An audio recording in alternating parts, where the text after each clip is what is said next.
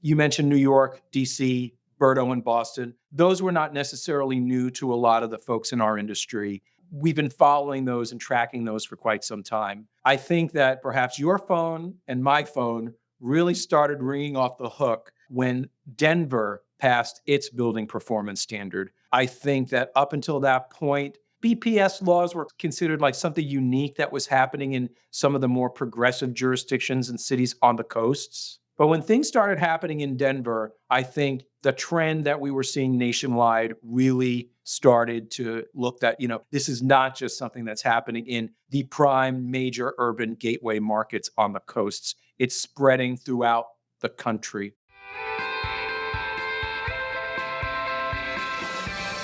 Hello, and welcome to this special episode of the REIT Report, part of our ongoing series, Building to Zero, focused on the real estate industry's journey to reduce emissions from the built environment to zero. I'm Jessica Long, NAREIT's SVP for Environmental Stewardship and Sustainability. Joining me today is Duane Desiderio, Senior Vice President and Counsel for the Real Estate Roundtable. Welcome, Duane.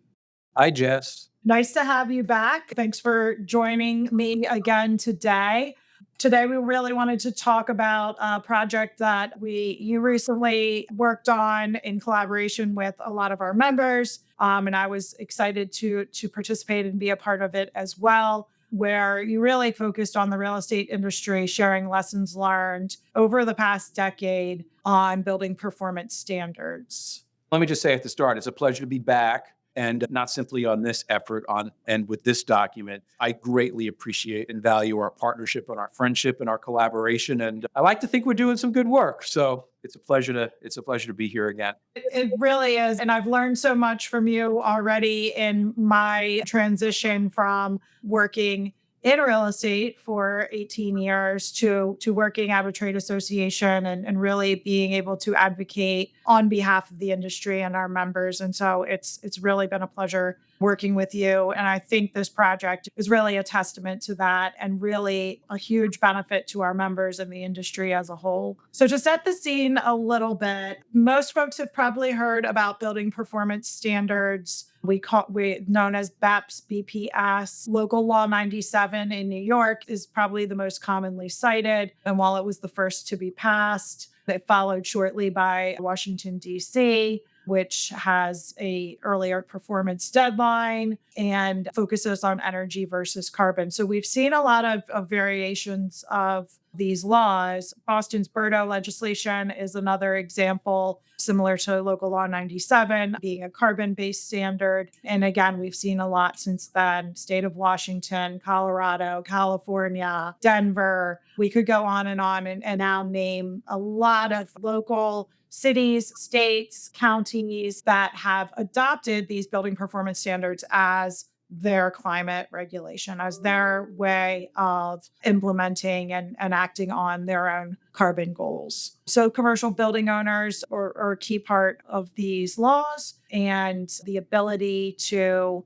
really engage and have a say in that process. I think the industry and the members of our organizations that are located in these cities have learned a lot. And do you want to talk a little bit about just why over the past, let's call it about 10 years, we've seen this be so important for organizations like Real Estate Roundtable to engage with at the local level? Yes, of course, Jess. I think it's a good way to start the dialogue and the conversation by drawing a bit of a contrast to the climate and energy policies on buildings that we've seen come from the federal government and the federal level, particularly over the last administration with the passage of bills like the Inflation Reduction Act, the Bipartisan Infrastructure Law. The emphasis there from the federal government has been on carrots, not sticks. It's been on incentives to encourage buildings to push the envelope, to reduce emissions, to become more efficient. So we've seen tax incentives and tax credits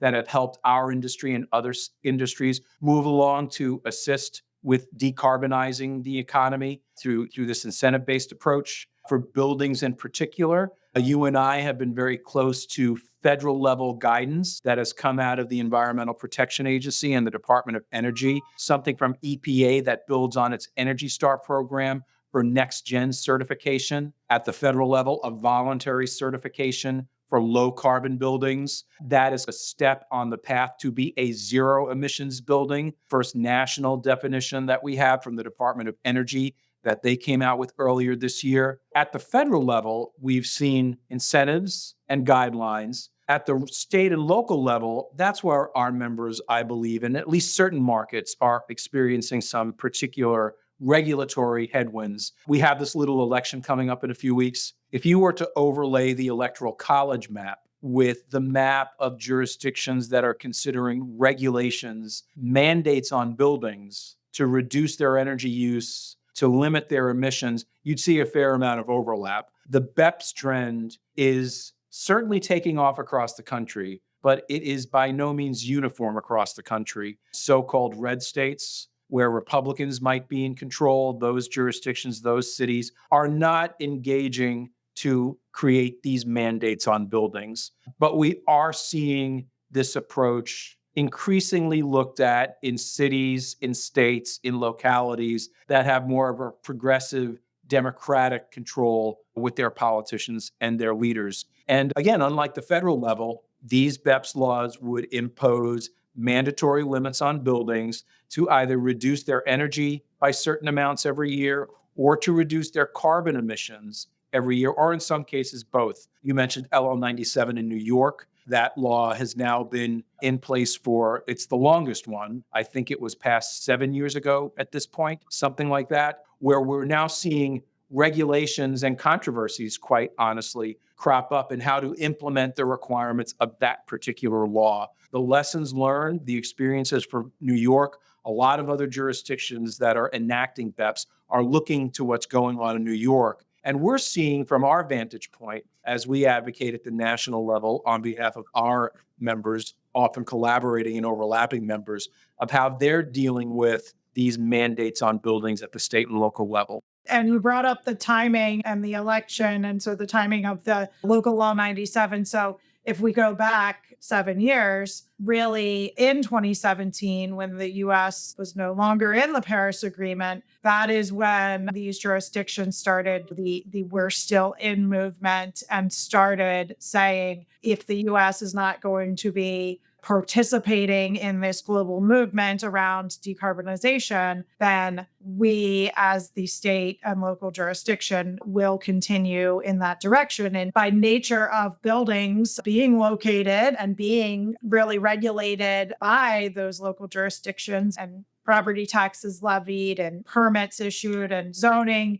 there's so much overlap in the work that real estate industry does and the engagement with those local communities. And so not only was it the opportunity for them to have influence over an industry, picking buildings first, but also a key constituent that they were very used to working with. And so I think the door was opened up to allow, and those relationships were already there to have this engagement. So I think that the lessons learned document, the document is titled Lessons Learned to Shape Fair and Reasonable Building Performance Standards. I think one of the things, the points that we've been talking about along the way is this is not a pushback against the laws existing. It's about really having that, opening up that dialogue to shape fair and reasonable policies. And can you share a little bit more about your thoughts on that and how the kind of idea for this document came together and the process that you've gone through over the past few months?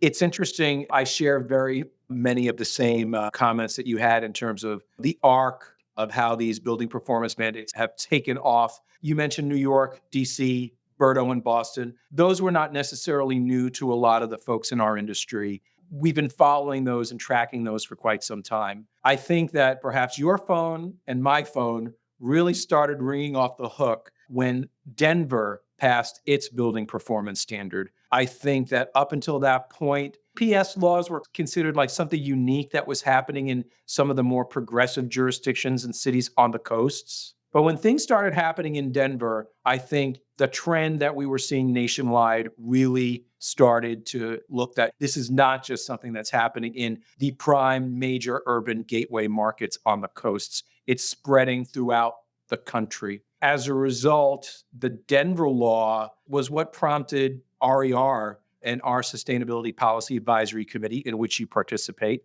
RER SPAC is the equivalent to NAREIT's RESC. We have very similar members of our respective committees. As we do when particular issues arise, we convened a working group to look at the Denver BPS back in the spring. Those conversations then just led broader to this trend that we were seeing across the country. And the result from our membership was to ask for some policy guide that could reflect the points that we were discussing with our members. What should advocates in our industry at the state and local level consider as they are seeing these building performance standards start to take hold in their backyards? You and I have been dealing with these issues in various ways, shapes, and form at the federal level and internationally. And the call from our members to then develop a guide where these points could be encapsulated for state and local stakeholders to consider as they are developing building performance standards led to this development of this guide for this 20-point guide that we've developed. The issues that we're discussing here for state and local regulatory BEPS really do apply across the board with some of the federal voluntary standards that we talked about earlier, as well as issues we've seen from international policymakers at the NGO level that are also trying to look for pathways and measures to decarbonize buildings as a prerequisite to attract global. So while the Denver BPS was the trigger that got us involved here to develop this document, it hasn't been new and it's been a long time coming. Interestingly, as we were developing the document, another major federal policy lever was pulled. Back in August, the U.S. Department of Energy announced the awards of $234 million in federal grant money. So grant money that flowed from the Landmark Inflation Reduction Act, where the money would be dispersed by the federal government to states and localities that are developing and implementing these state and local BPS. It struck organizations like NAREIT, like RER, like some of our other colleague organizations that we work with, that these grants were a different creature of sorts. These are not grants that we've seen primarily come from the federal government that encourage research and development, or that might encourage the development of affordable housing or cleaning the grid. These were grants from the federal government to states and localities to develop regulations on an industry. I'm not aware of that construct really happening in other areas where the federal government, where it does not have authority to directly regulate, is offering grant money to states and localities to develop regulations. So that also was a primary motivator for us to get out this 20-point building policy guide. We've sent a letter to the Department of Energy making the point that as it considers awarding these grants on states and localities to develop regulations, it should be considering the points from our industry that we put forth in this guide. The federal government can't compel a state or locality to adopt some of our points, but grant dollars are a pretty significant lever, and we're hoping that our guide can help structure some of the negotiations that DOE is considering as it disperses these federal grant dollars to states and localities as they develop BEPS regulations on buildings. I think you're right. The timing couldn't have been better as far as the ability to share the experiences of the real estate community and really share the perspective on what works and what we think the reasonable path forward would be. And I'm glad you mentioned both voluntary standards as well as these regulations, because the ability for the building owners or whatever industry is being regulated to have a seat at the table and to be part of those discussions is so crucial to smart and reasonable policy standards, whichever side that you're looking at it. And I think even more importantly in this space, because we are really on the clock here as far as making progress on climate action, the ability to we don't have the time to make mistakes and do this wrong. And trying to weave that common thread between all of these conversations, the climate targets of the local jurisdictions where they're using these BEPS laws to achieve their goal, is the exact parallel of a global institutional investor that is using an NGO's framework to achieve and measure progress towards their own climate legislation. And so the more people understand that these are not two separate conversations, these are really that the two key stakeholders of the real estate industry all looking to achieve their own target by pushing that down to the building owners. And the more that becomes a collaborative exercise rather than a pushing down or a mandate, the more productive it will be. And I think a lot of the points raised in the document really demonstrate that the building owners do have expertise in this area and have been many of the folks that contributed and that are named in the document that are our members have many years of experience working in this space and can really share valuable expertise and bring that to the discussion. I think, yeah, really just the importance of owners having a voice in the rulemaking process can't be emphasized enough. And to your point with the letter to DOE and the advice in the document is simply have building owners at the table.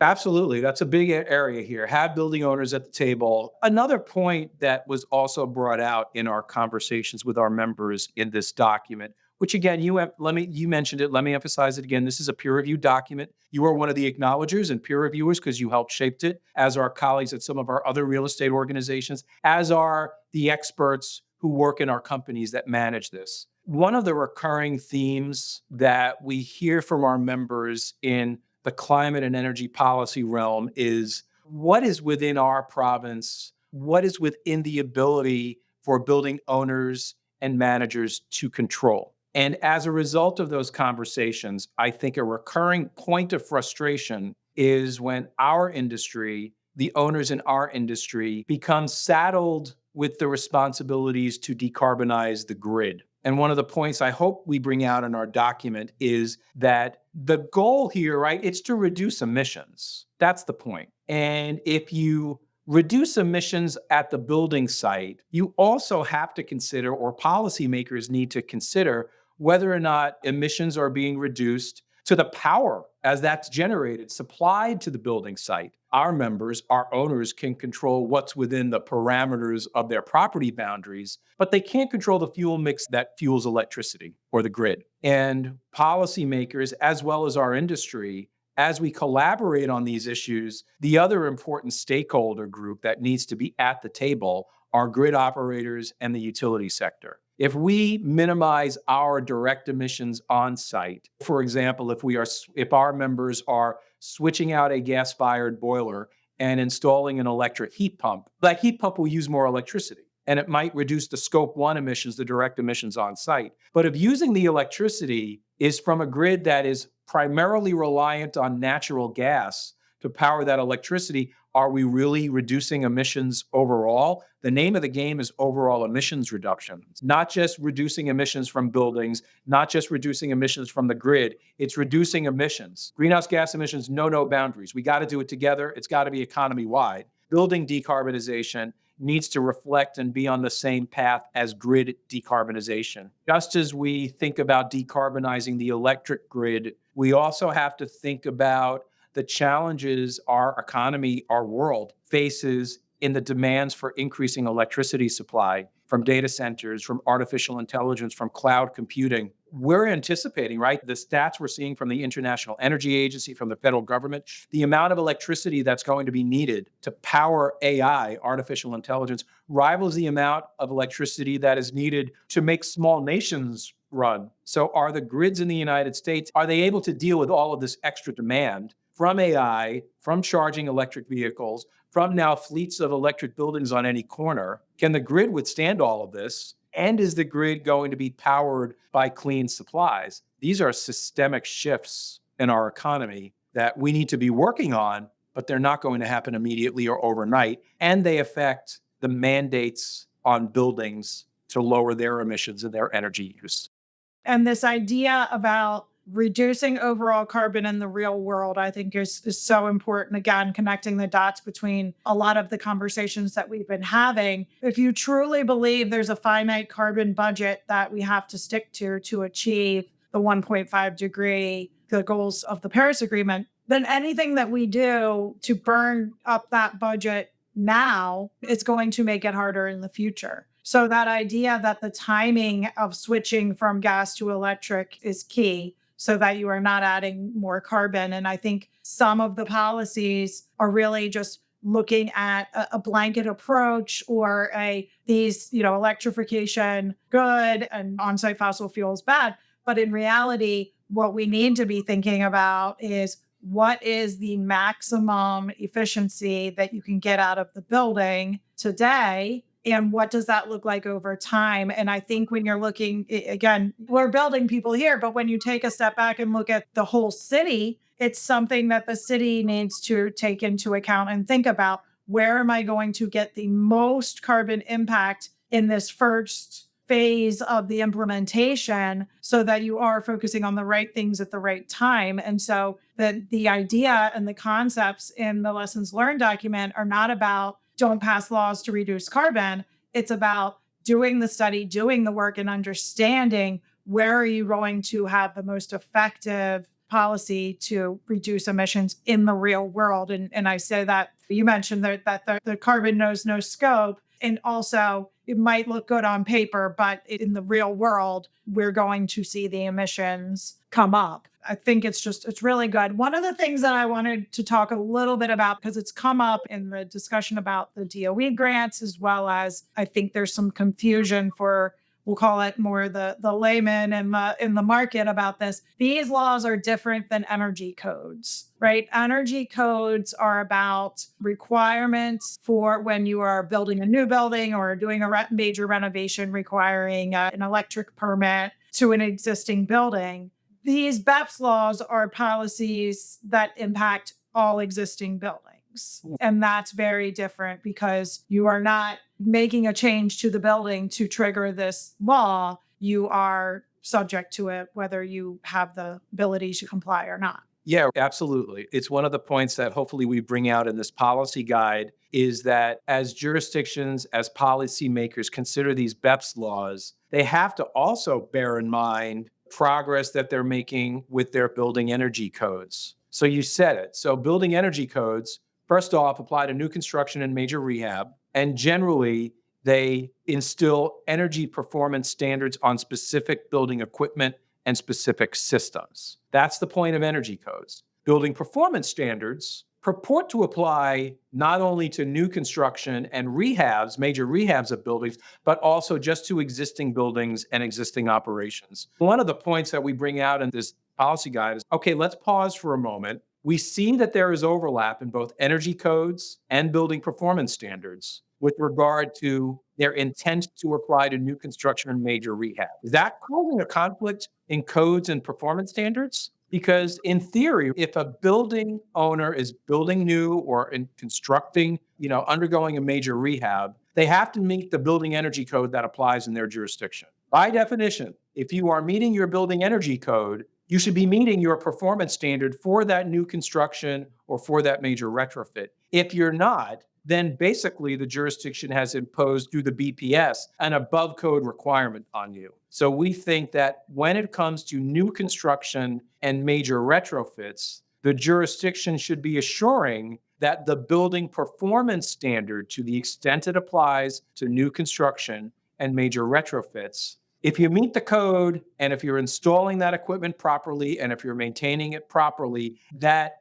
equates to satisfying the building performance standard. We don't want double or over regulation here. We don't want a conflict in the laws. We don't want the building performance standard to be a backcode way to require greater energy code requirements, because that just will create a whole bunch of confusion in the regulatory scheme we're talking about. Yeah. And within the industry, if you think about all of the disciplines that architecture and engineering and development teams that are working on these projects, and to come in and say, this brand new building that meets code is not in compliance with another law, that just doesn't make sense and causes friction within a company, within a stakeholder group for an individual building. Yes. Okay, we'll wrap this up. I really am encouraging folks to read the document. There's a lot of great information in there. But I want to close out with one last question for you, Duane, is really just how can commercial real estate advocacy groups that may be around the country learn more about smart climate policy for buildings. Yeah, thank you.